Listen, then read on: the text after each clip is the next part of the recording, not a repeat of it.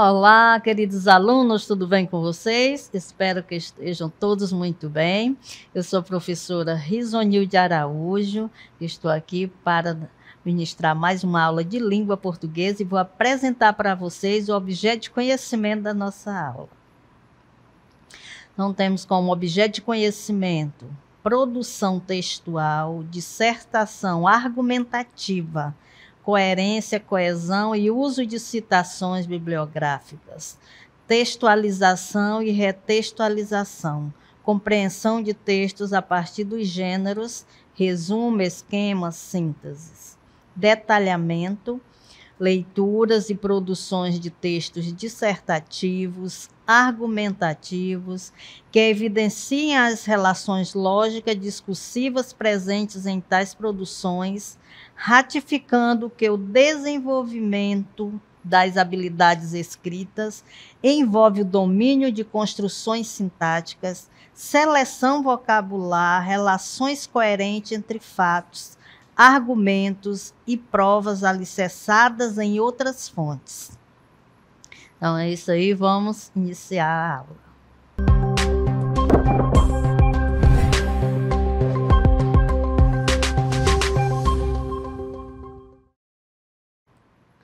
Então, iremos estudar o tipo textual dissertação, que é dissertar, né? Expor ideias e expor algumas temáticas, né? Então, a gente vai conhecer esse tipo textual chamado dissertativo expositivo, né? Para entendermos o argumentativo, a gente vai iniciar com o expositivo. Qual é o objetivo do dissertativo expositivo? É explicar algo, conceituar, né? Eu posso conceituar uma palavra, uma expressão, informar, definir ou descrever sobre algum assunto ou tema de maneira clara e objetiva. Num tipo dissertativo expositivo, nós iremos apenas expor, né, as ideias, apresentar.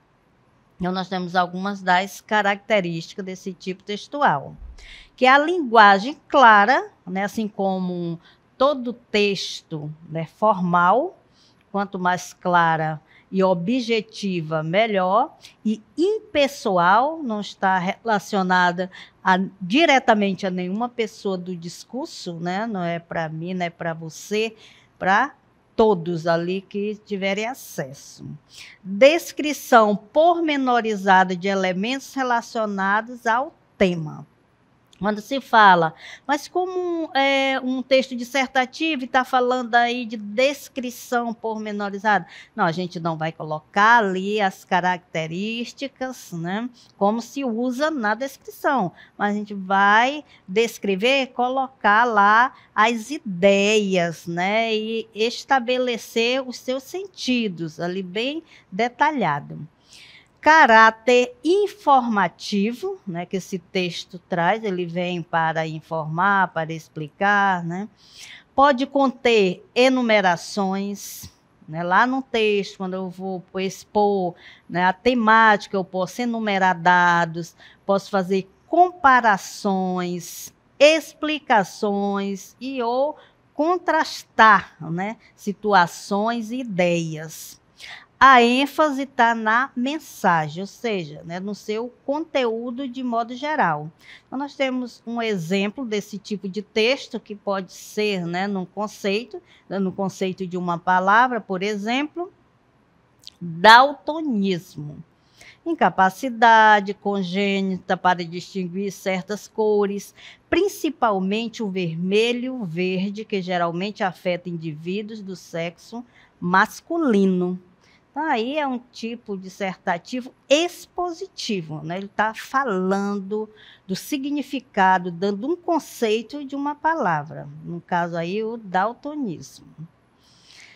Aí a gente conheceu o texto dissertativo expositivo, né? Que ele tem essa tendência de apresentar, de expor ideias e fatos. Mas temos também o dissertativo argumentativo, que é um pouco diferente. Você vai apresentar fatos e ideias também, mas com uma diferença. Aqui eu vou argumentar. argumentar nesses fatos e essas ideias. Então, a seleção de informações, ideias e opiniões em defesa de um ponto de vista, uma tese central sobre determinado tema.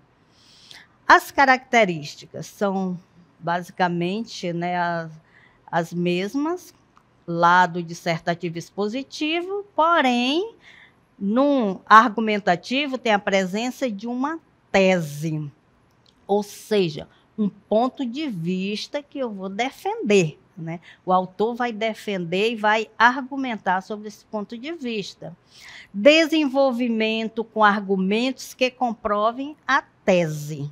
Então, na hora que se vai escrever, que vai desenvolver, ele vai trazer dados para comprovar a tese defendida. Não só o autor vai dizer, né, vai argumentar e tirar coisa da própria cabeça. Não é isso, ele vai ter que apresentar provas. Por que o que ele está argumentando é verdadeiro, né? Exposição clara e objetiva do assunto e das informações, né? Isso que eu falei aqui também, lá no dissertativo expositivo também, né? Tem que ser uma linguagem clara e objetiva. Posicionamento imparcial, né? Os meus achismos não entram, né? Então eu tenho que ser, mesmo que eu não goste daquilo que eu estou defendendo, mas se eu não tenho como provar, eu não posso colocar ali minhas impressões só por colocar, só porque eu não gosto. Uso da norma padrão da língua portuguesa, né, que é o uso coerente para todos os textos, né, que nós iremos produzir, né, os textos científicos, por exemplo, né, da norma padrão da língua é necessário. Então, agora a gente vai ver a composição desse tipo de dissertação, como ela é estruturada, né, como é dividida. Então, vamos ver aqui, começando com parágrafo, né? Claro que não é da estrutura da dissertação, o parágrafo, mas eu quis colocar aqui para vocês conhecerem o que é um parágrafo, porque a gente vai falar sobre isso. Então, o parágrafo é um elemento textual responsável por dividir e organizar um texto. Então, eu vou organizar por parágrafos, a introdução, desenvolvimento e a conclusão. Então, na introdução, apresentação do assunto, além da tese que será defendida. Aí, na introdução, já se faz um resumo, né, daquilo que vai ser apresentado, inclusive a tese, né, aquela temática que você está defendendo aí. Então, aí você apresenta 1 ou 2 parágrafos no máximo, né, um resumo, mas que contém informações essenciais para que você já saiba do que se trata toda a dissertação. Aí você colocou alguns argumentos, aí falou na introdução algumas temáticas que você vai desenvolver. Dentro do desenvolvimento vai ser a exploração e exposição desses argumentos que irão dar sustentação à tese anunciada na introdução. Porque lá na introdução já falou dessa tese, né? No desenvolvimento, você vai usar os argumentos, né, e tudo que você quer apresentar para comprovar que a sua tese está certa. Esses argumentos devem vir seguidos de comprovações, que a gente vai já verificar as comprovações que poderemos usar. Já na conclusão, é a solução do problema exposto e debatido ao longo do texto.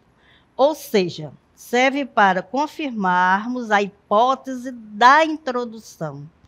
No Enem também é o momento da proposta de intervenção, né, que vai pedir. Não necessariamente, na prova do Enem, essa proposta deve vir só na conclusão. Você pode, durante o texto, já colocar essa proposta de intervenção. Mas, geralmente, ela vem no final, porque você faz uma conclusão do texto, né, um apanhado de tudo que você falou e vai fechar esse texto. Aí também traz essa proposta de intervenção. A tese. Gente, a tese, né, a temática que você vai defender é o resumo de uma posição, de uma teoria, de uma ideologia, daquilo que você acredita. É a ideia que você vai defender no seu texto e deve estar relacionada ao tema e apoiada em argumentos ao longo da redação. Então, a tese, né, é aquele argumento que você vai defender durante toda a sua redação. Vamos ver um exemplo aqui que poderia, né, ser uma tese. Homens e mulheres têm direitos iguais. Né? Então, a gente poderia utilizar essa tese para dizer isso. Agora, você vai dizer por quê, vai usar os seus argumentos, por que os homens e mulheres têm direitos iguais, devem ter direitos iguais. Aí você vai trazer, né, pessoas que irão justificar aquilo que você está dizendo, vão confirmar, né? Já os argumentos são os elementos utilizados para sustentar uma tese.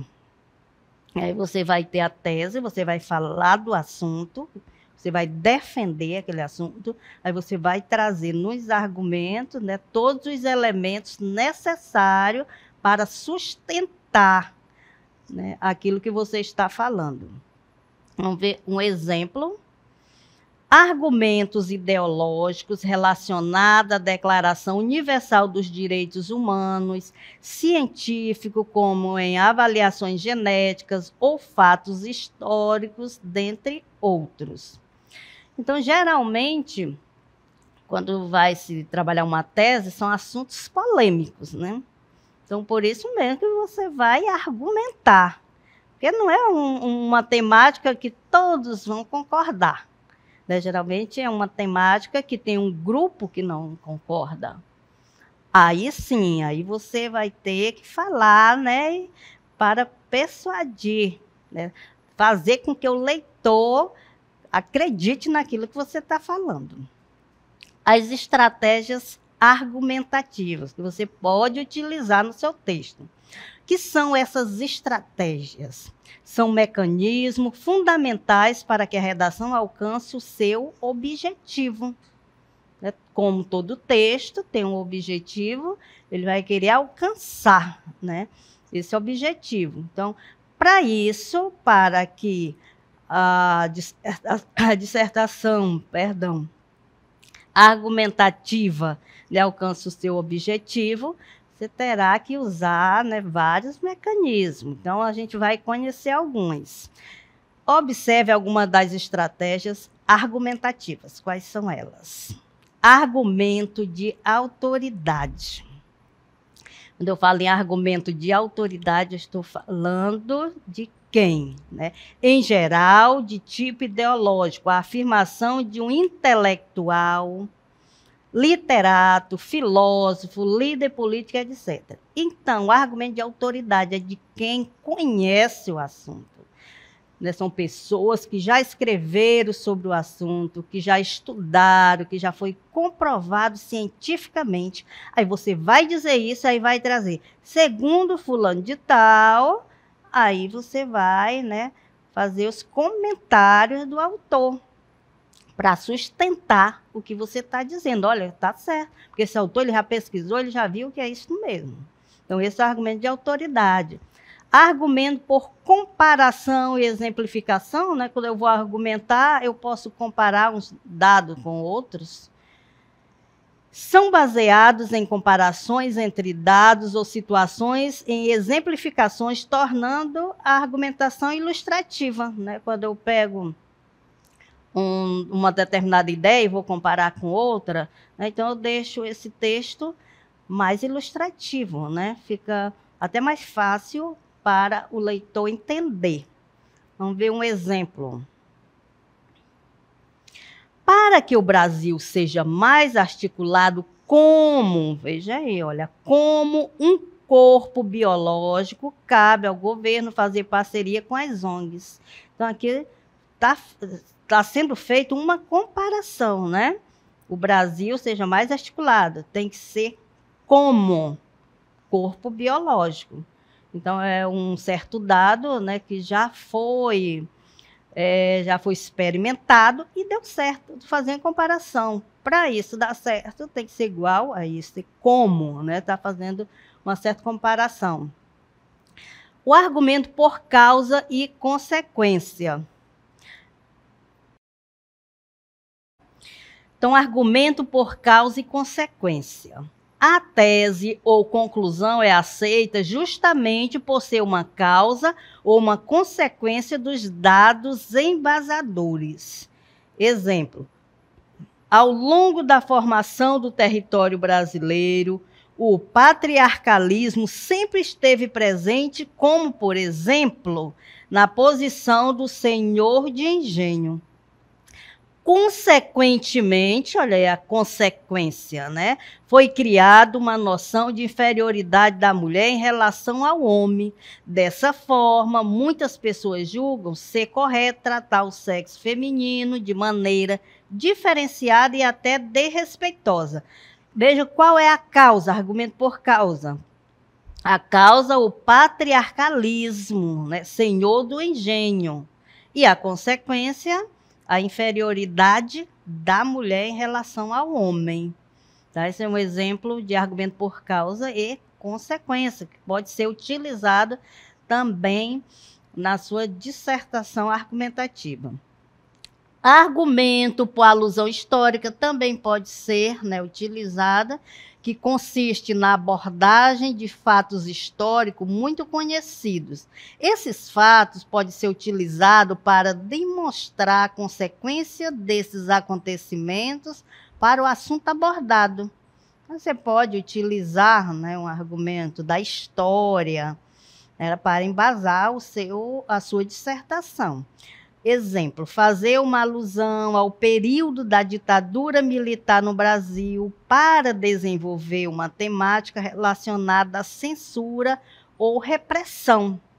Então, você pode utilizar, né, ideias históricas também, que já foram, né, comprovadas cientificamente, aí você pode utilizar na sua dissertação. Temos também os fatores linguísticos da textualidade, né, que é a coesão e a coerência. Eles estão em todos os textos, né? E sem a coerência, né, não dá para entender um texto, né, direito. Então, coerência fundamental para a textualidade, porque é a partir dela que se estabelece o sentido do texto. O conhecimento de mundo de quem processa o discurso é essencial para que um texto seja considerado coerente. Você não vai falar de um assunto no seu texto, lá no início, né? Que, por exemplo, a mulher não deve ter direitos iguais aos homens, e no final dizer o contrário. Não, aí você vai fechar a redação dizendo que as mulheres devem, sim, ter direitos iguais aos homens, né? Porque tem que ter coerência no seu texto. Você não já falou lá? E a gente usa a coerência no nosso dia a dia, né? A não ser que existem pessoas incoerentes, né? Que falam uma coisa aqui e falam ali diferente.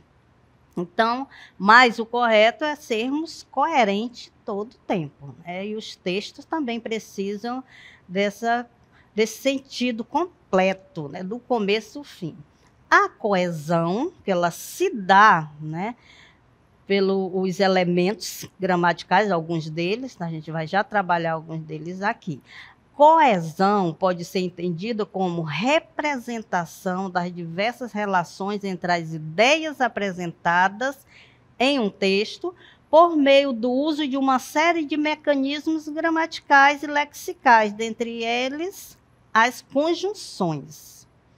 Né? Então, a coesão é como se tivesse de mãos dadas com as orações, né? Com todo o texto, com a coerência, porque precisa-se desses mecanismos para que o texto fique mesmo coerente. Né? Então, quais são esses mecanismos gramaticais que nós podemos utilizar? Podemos utilizar palavras antônimas, podemos utilizar as conjunções, né, para dar essa ligação. Né? É como se fosse uma corrente, né, que uma é ligada à outra. A coesão é assim, para ficar bem firme o texto, para ficar um texto coerente no término dele. Então, a gente vai fazer a leitura, a gente está falando de dissertação, portanto, né, temos textos para ler. Vamos ler um texto todo na íntegra e depois vou mostrar alguns mecanismos utilizados nesse texto para vocês. O nome do texto é A Chegada das Massas. A sociedade é sempre uma unidade dinâmica composta de dois fatores: minorias. Olha, vocês podem ir me acompanhando, tá? Então, é composto por dois fatores: minorias e massas. As minorias são indivíduos ou grupos de indivíduos especialmente qualificados. A massa é a reunião de pessoas não especialmente qualificadas. Por massas, portanto, não se deve entender apenas ou principalmente as massas trabalhadoras. A massa é o homem comum. Dessa maneira, o que era simples quantidade, a multidão, converteu-se em determinação qualitativa, tornou-se a qualidade social comum. O homem não diferenciado de outros homens, mas repetindo em si mesmo um tipo genérico. Que lucramos nós com essa conversão da quantidade em qualidade? Simplesmente isto. Por meio da última, compreendemos a gênese da primeira. É tão manifesto que quase chega a ser o lugar comum. A formação normal da multidão supõe a coincidência do desejo, ideias, modos de vida nos indivíduos que a constituem. Objetar-se-á que é isto exatamente o que acontece com todo grupo social, por mais seleto que procure ser. De fato, mas há uma diferença essencial. Nos grupos que se caracterizam por não serem multidão em massa, a efetiva coincidência dos membros se baseia em algum desejo, ideia ou ideal que, por si mesmo, exclui o grande número para formar uma minoria, seja ela qual for. É necessário, primeiro, que cada membro se separe da multidão por razões especiais, relativamente pessoais. Então, dentro do texto, né, a gente vai apresentar agora, né, alguns mecanismos. Vamos ver o primeiro deles. Quando se fala minorias e massas, a gente está fazendo aí uma comparação entre conceitos opostos, né? Nós falamos, pode utilizar o mecanismo da comparação, né? Então, a gente vai comparar as estratégias, né, que nós utilizamos nos textos, tem a comparação. Então, o que foi comparado aí? Minorias e massas, porque durante todo o texto ele vai falar do conceito do que é minoria, que é o oposto de massa, né? Temos também o contraste, né, das características. A gente vai verificar aqui. Minorias são indivíduos ou grupos de indivíduos especialmente qualificados. A massa é a reunião de pessoas não especialmente qualificadas. Então, nós temos uma característica de qualificado e a outra não especialmente qualificado. Então, esse contraste, né, de ideia. Pode passar. Né, a gente já falou que contrasta essas características, de o homem, né,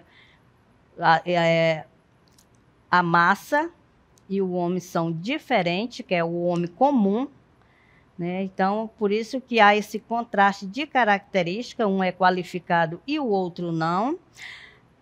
O uso de possíveis perguntas lá dentro do texto, claro que pode ser utilizado, vai fazer as perguntas, né? E o autor mesmo vai responder. Primeiro ele, que lucramos nós com essa conversão da quantidade em qualidade? Aí ele vai dizer simplesmente isso, vai utilizar essa estratégia da pergunta. No final aqui ele diz, de fato, mas há uma diferença essencial. Quando ele diz de fato, ele está concordando, né, com a ideia anterior. Objetar-se-á que é isto exatamente o que acontece com todo grupo social, por mais seleto que procure ser. Aí ele diz, de fato, isso acontece, eu concordo, mas, quando você diz mas, já espera, né, algo oposto. É como ele diz, concorda com o possível interventor apontando outros lados, mas ele diz, mas há uma diferença essencial. Né? Então, é dessa forma que se pode também acrescentar essas perguntas. Aí temos aí as duas conjunções destacadas, por massa, portanto, não se deve entender, aqui, minha gente, foi utilizada uma conjunção para fechar, né, um pensamento, para concluir um pensamento. Né? Dessa maneira, também é outro uso, né, do mecanismo textual conjunção, foi utilizado também para dar esse reforço de conclusão, quando ele diz, dessa maneira, o que era simples quantidade, né, a multidão converteu-se em determinação qualitativa. Tá? Então, aí também há uma conclusão, ok? Então, nós vimos, né, alguns dos mecanismos, não são só estes, é claro que existem, né, mais alguns mecanismos que você pode utilizar, fora o que está aqui no texto, como a gente já falou, de autoridade, né, de comparação, você levar lá para o seu texto um trecho de alguém que já estudou sobre o assunto, aí você vai citar de forma direta ou indireta. De forma direta, você vai colocar tal qual o autor, né, a sua autoridade diz ali, e você também pode ler e colocar com suas próprias palavras, mas citando o autor, né? Segundo o fulano de tal, ele pensa dessa maneira e eu concordo. Então, você vai construindo aí seu pensamento em cima do que o autor já escreveu, certo? Então, nós vimos na nossa aula de hoje, né, estudamos sobre dissertação argumentativa, trabalhamos algumas características dela, vimos, né, o que nós podemos utilizar, né, como estratégia, e a coerência, a coesão, alguns mecanismos, né, de coesão e coerência. E espero que vocês tenham compreendido e até a próxima aula.